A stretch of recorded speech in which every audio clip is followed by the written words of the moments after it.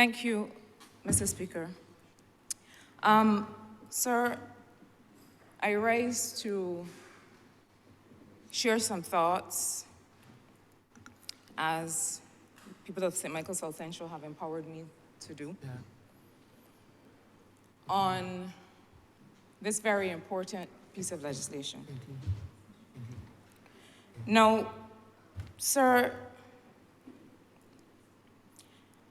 I think that people of Barbados, including myself, thankfully, do not have as much experience with the reality of a post-disaster environment as much of our sisters and brothers in the world have. I recall, sir, that, and it's interesting that today is UN Day, and when I was working with that organization, one of the things that it fell to me and my team to do was to be able to respond in post-disaster scenarios, to be able to go into some of the countries in the region for which we were responsible at that time, countries of the Eastern Caribbean, to carry out something that was called either a damage and loss assessment or what was called at the time a post-disaster needs assessment. And the point of that was to be able to gather information, to gather data, to understand what the country would need in order to recover. A post-disaster situation, sir, a real post-hurricane scenario, post-earthquake scenario, as those of us who were on the ground after the unfortunate circumstances in Haiti some years ago, since which there have been others, is one that is extremely chaotic. And, you know, we talk about the fact that Barbados had not had, before Elsa, a hurricane for over half a century. And even the last hurricane that we experienced, being as it was barely Category 1, perhaps did not give us, and we're glad that it didn't, because that is perhaps the kind of experience we don't want to be able to boast about having. But certainly, if we have any relation, as we do, as we must as part of CARICOM, to our sisters and brothers in Grenada, in Jamaica, in the Bahamas, in Dominica, we understand and we hopefully begin to appreciate that on the ground post-disaster, things can, as my godchildren would say, get very dread. You have issues of safety and security. You have issues of water availability. You have issues of having to provide emergency and critical medicines for people. I say all that to say, sir, that when a disaster hits and has passed, the work now begins. And there are so many concerns to address. A country, a government, the people who are trusted and empowered to take care of a population, to respond post-disaster, needs to have the space to make certain decisions. That is what this legislation is about. You know, we heard from the member who led that this is a series of consequential amendments. We see references to deferral of payment and the fact that lenders have to be notified about deferral of payment. All of those things are true. That is the technical manifestation of what must happen. But the point of it, the reality of it, the purpose of it, is to make sure that in that chaos, in that period when there may be no power, when there may be no water, when there may be no connection to the outside world, when there may be no ability to get new imports in through the port or by air, that in those critical moments and days, that a government, a minister of finance, a minister responsible for disaster, is able to say, look, we know that we have money that we can spend on securing our population that we do not have to then spend on repaying debt. In the chaos that follows a disaster, a country is not able to send delegations to the IMF and to other members of the international community to argue for relief. In the moments that follow a natural disaster, a country needs to have the wherewithal and the space to be able to understand what are the critical decisions that it has to make. A couple years ago, one of the things that we argued for in international conversations was this idea of predictable liquidity. A government needs to know how much money it will have at its disposal after a hurricane, after an earthquake, after whatever disaster, to be able to respond. As a part of those discussions at that time, sir, there was this notion that humanitarian assistance would suffice. And it came up in the context of loss and damage discussions that just broke down internationally.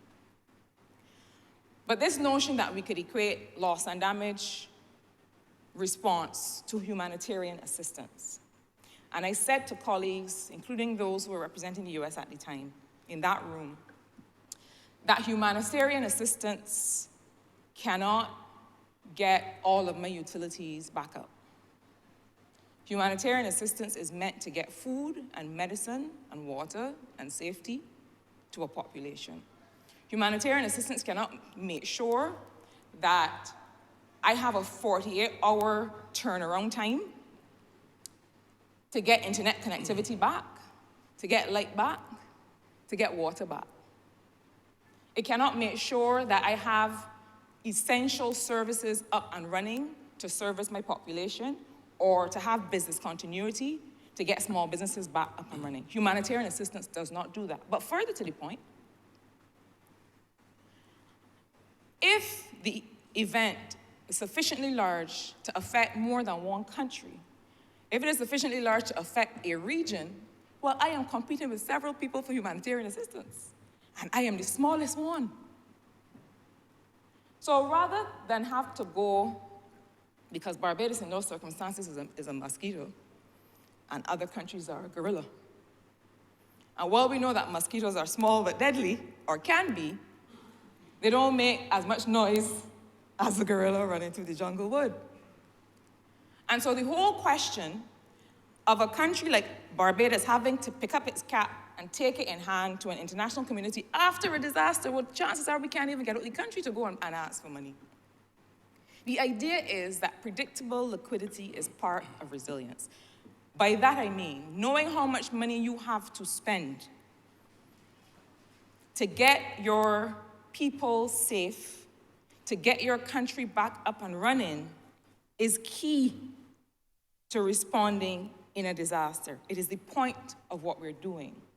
And being able to say that we do not have to service, to make principal repayments on debt or to make interest payments on debt in the 2 years following disaster means that we know how much money we can spend on making sure the country is safe. It is that simple, it is that practical. That is what it is for. Now, the member for Christchurch Central talked about what triggers these natural disaster clauses and these pandemic clauses. And one of the things that I noted in reviewing the consequential amendments necessitated by this bill is that it would have to be that the Caribbean Catastrophe Risk Insurance Facility, what we call CRIF, that that policy covers a disaster such as the one for which the natural disaster clauses are relevant, which means that there has to be some benchmark that says when are these clauses triggered. And as the member said, that is important because just like we need predictability, the lenders do as well. And if we don't have some predictability in when can we say that these clauses should be triggered, it would mean that lenders don't feel as if they have safety or security at the time that they are lending. And so that's why that's one of the things that is important. I do believe that the role and the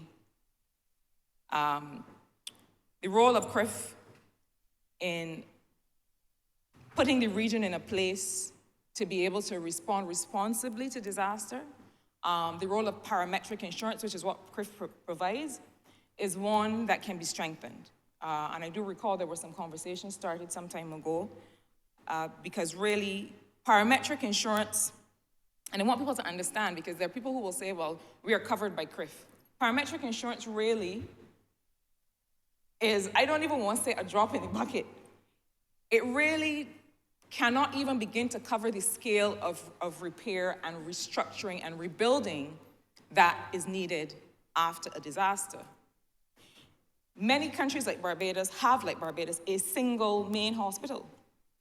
If your single main hospital is lost in a hurricane, a parametric insurance payout of $3 million certainly is not going to do it. And so while there's a role for that kind of insurance, these kinds of clauses are necessary so that the money that would have been paid, had been directed to servicing debt, can now be used to keep people safe and fed and productive again. But the Honourable Member for Christchurch Central made reference to some things that I think are very important. And that is, one of those has to do with the issue of when these clauses are triggered and whether we don't need to have this predictable liquidity in order to build resilience in the first place. I think that goes to a part of the conversation that is happening now in the area of loss and damage. And those who are paying attention might notice that the international discussions on loss and damage have broken down. And what are those discussions? Simply, it is that countries who have suffered for decades, for centuries, from the emission of greenhouse gases, of which the US is actually the highest emitter, are saying that we have historic damage. Y'all are talking about today, but we have historic damage and we have historic debt from dealing with that damage. And really, there should be some payment that is made from industrialized countries who have gotten rich off fossil fuel-based industries to countries that have arguably gotten poor from the effects of fossil fuel industries. There should be some finance flowing from one to the other. And the conversations that are taking place right now globally are what should that look like? There's a lot of mistrust in that conversation because countries like ours, not just the Caribbean, the Pacific Islands, and some others, are saying that we don't necessarily trust certain developed countries to be able to make those decisions, and we want more transparency in that. And I say these things because I want us all to appreciate that these conversations that we have ultimately affect what happens with us and to us here on the ground in Barbados. But I also think that the loss and damage discussion has another part of it that we have perhaps not been discussing, and that's this issue of slow onset events, different kinds of events apart from a hurricane. I remember some years ago, we actually went to do a damage and loss assessment, not following a hurricane, not following anything that had been categorized as a storm, because there were no high winds associated with it, but it was a pure rainfall event. The rain poured for days and days and days in a particular country, and there were huge losses associated with that. Things like beach erosion arguably should perhaps be considered disastrous in the sense that they cause a country to lose a lot of its assets and a lot of its potential productive capacity. And so I think that part of the conversation that this government must continue to have, if it has not started already, is how do we define a disaster? Is a disaster only something that can be measured according to wind speed, that can be measured according to the scale that has categories from 1 to 5, and I'm told that even category 5 is ill-defined and there's nothing past category 5 on the books, although we know that there are things past category 5 that happen to countries and to people. What is a disaster? And arguably some of the physical deterioration of our countries, of our coastline, of our hillsides, if it applies in your country, could be categorized as a different kind of disastrous event for which resources are required. But sir, there's something else that is very critical to this conversation. And I heard the honorable member make reference to a climate action plan. And I hope that, I'm sure, that at some point the contents of that plan will be made known to us all. I gather that it may have some association with roofs to reefs, and to that being operationalized. I gather from what has been suggested that the climate action plan is roofs to reefs made live and practical in the lives of Barbadian people. And so I think it's very important to be able to see what that looks like. Because the fact is that there are so many things that have to act together and work together in order for this kind of policy to be made real in people's lives. I was watching a documentary the other day about how the government of Singapore is actually targeting longevity in its policy and planning. And the official from the government who was being interviewed said something that sounds very simple, but I have not forgotten. She said the civil service of Singapore believes that one simple thing, that policy is implementation, and implementation is policy. Policy is implementation, and implementation is policy.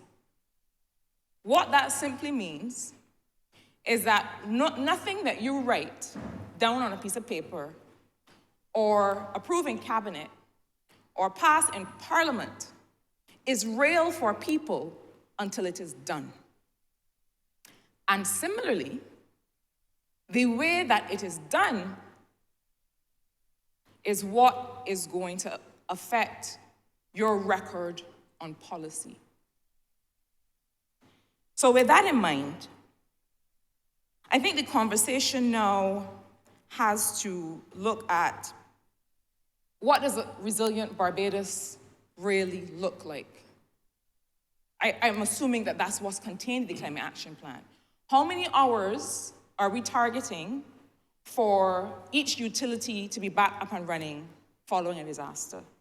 How many hours are we targeting for roads to be cleared, assuming there are fallen branches and trees and so on, after a disaster? How long to get back connectivity to the rest of the outside world? How long for businesses to be able to be up and running again and people to go back to work and children to go back to school? Those are the measurable things that we are talking about when we talk about surviving a disaster. Because once you have made sure that your medical emergencies are met, that people who are sick or injured are receiving treatment, and people have water to be able to live well and safely and healthily, then these are the kinds of things that you're targeting. What are those metrics? What are those things? And who are the people who are charged with coming together to make sure that we agree on what those all look like? But there's something else. I was talking to a friend the other day about the fact that when we were growing up, our parents, I grew up in a, as we would say, a board house. And every now and then, one of the boards, you would notice, was starting to look a little funny. It was rotten, or it needed to be replaced. And that approach of replacing board by board, replacing piece of galvanized by piece of galvanized, was an approach that our parents were able to take or took, because they prioritized those things in having a home and raising a family. But they were also able to do it because they financially would be able to set aside via a meeting turn or via some other, again, predictable finance. They would be able to say, well, I know that by November, I can be looking at replacing one or two of the boards. Sir, I think that one of the most telling things, certainly for me as a member of Parliament, and I'm sure I would hope that it was the case for others in terms of capacity to observe what's really happening on the ground, was that many of the homes that were damaged following Elsa were already in very poor condition. And in fact, when we started the conversation about the issue of retrofitting of roofs to be able to be hurricane resilient, one of the things that we realized was that, in fact, a lot of the homes could not carry a new roof because the weight of a new roof, doctors will tell you that they will not operate on a patient that is very ill or that is advanced in years, too advanced in years, because sometimes the patient will not survive the surgery. Some of the homes cannot survive the surgery. And so there was some thing that has evolved where somehow Barbadians are finding themselves less capable of doing the incremental repairs and the incremental changes to their homes that would mean that they would be able to withstand a stronger wind or severe rain. We had spoken for some time about the idea of revolving funds to allow people to retrofit homes. The idea of revolving funds to allow people to be able to install the apparatus for rainwater harvesting so that at the level of the household, we are able to have some sustainability and predictability in our use of and access to water at the household level, so that the water that falls from the sky, by rainwater harvesting, I mean the water that falls from the sky, at the time it falls, we have some catchment device for it at the level of the household, and we're able to use it at the level of the household. And we talked about being able to have a revolving fund for that purpose. So, policies, remember, policy is implementation and implementation is policy. Policies like this one can only work well alongside other kinds of policies. I know that the Green Bank is meant to attract financing that is supposed to address roof replacement and so on. But I think that we fool ourselves if we think that a government of this size, with a budget of this size, can provide all of the housing and lands solutions that are required.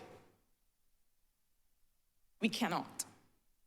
What we must be able to do is to give households and individuals the wherewithal to be able to do what our parents did, which is when something needs fixing, there is a set of money.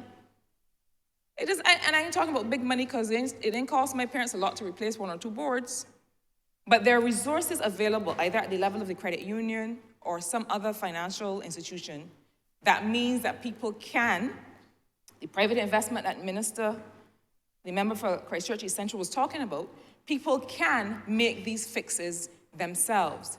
If we allow homes, private dwellings, to deteriorate over time, we will not be able to find the capital to fix them all in the event of a disaster. If we allow people, generations of people, to be dispossessed from land, and I know that sounds like a strong word, but when I say dispossessed, what I mean is You are in a house and your grandmother died and left the house for you, but you don't have the papers. And you don't have a way to show that you own the land or that you own the house. You are insecure. That dwelling is insecure because at any point something could happen and you could be called to prove that you own it, but you cannot.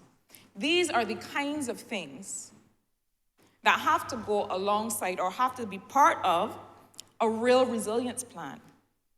How do we make sure that Barbadians are able to, one, prioritize, because that's a part of it as well. We ourselves have to prioritize making sure our dwellings are safe. But one, prioritize repairs.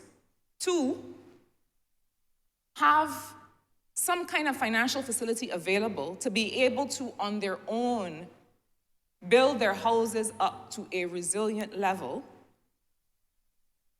be able to, on their own, do the kinds of retrofitting that will mean that they can harvest rainwater, that they can use water in the home, and therefore have a reliable and predictable water supply that does not necessarily depend on the common utility.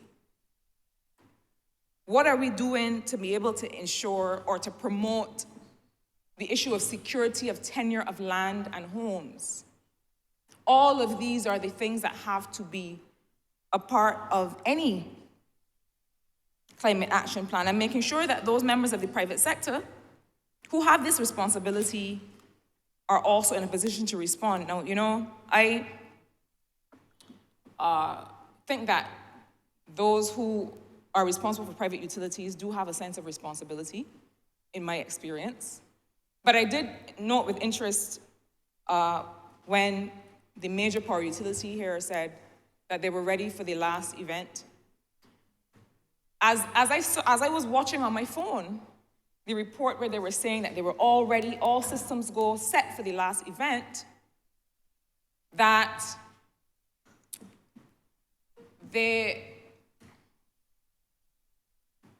I was at that time passing by a pole that had been felled in my constituency in the last severe weather. It was not fully down, but it had been leaning. Then after the last severe weather, it was leaning a bit more. And obviously, we had made several attempts to have it addressed. The point I'm making, this is not just a plug for the pole in Grosvenor Road to be fixed. But what I am saying is that we have to make sure that being prepared for an event means that all of the liabilities that exist as a disaster is approaching or can potentially occur, that those are also addressed. I say all that to say, sir, that we have several issues that have to be fixed at once. And I think this government appreciates that.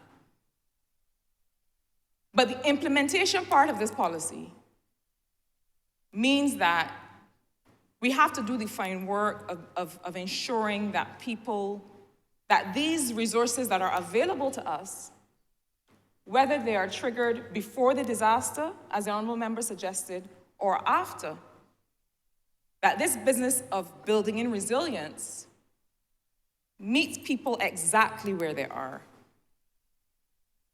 So that those homes that are already standing, that are already insecure,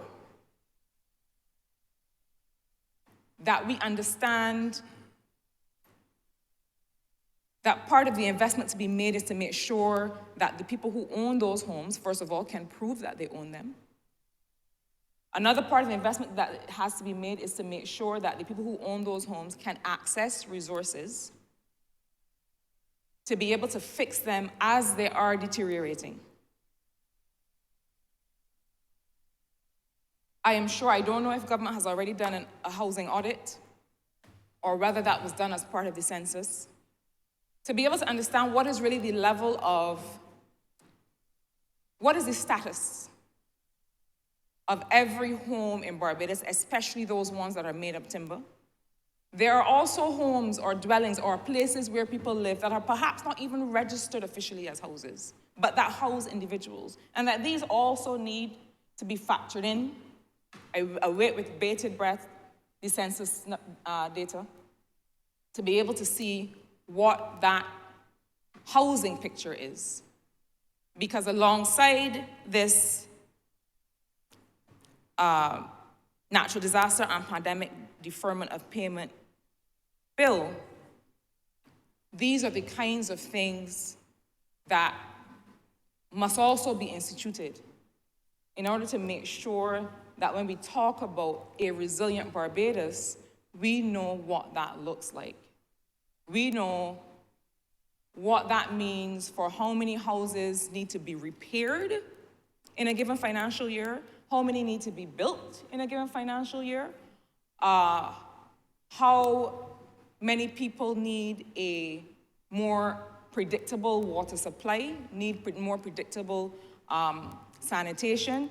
These are the kinds of things that I am assuming that this $5 billion US by 2033, I think that was what was quoted, that is a climate action plan that I am also assuming is now the manifestation of Roofs to Reefs made real, that we understand what those metrics look like. And I'll close by telling you why. I spoke a couple nights ago in a different place during a lecture about this idea of co-creating development. Co-creating development. And all it means is that there are things that the state contributes to people, and that there are things that people contribute to be able to make sure the state is not the government, to be able to make sure that the state can continue to provide the services that are needed for people to live well and to make the choices that they value. It means that we have several responsibilities, that we all have to play a part in ensuring that this vision that we have for a climate resilient Barbados, that this becomes real in all of our lives. And so I support this bill. I only leave us all with the reminder that when it comes to real resilience for Barbados and for Barbadians, that policy is implementation, and implementation is policy. With those few words, sir, I'm obliged to you.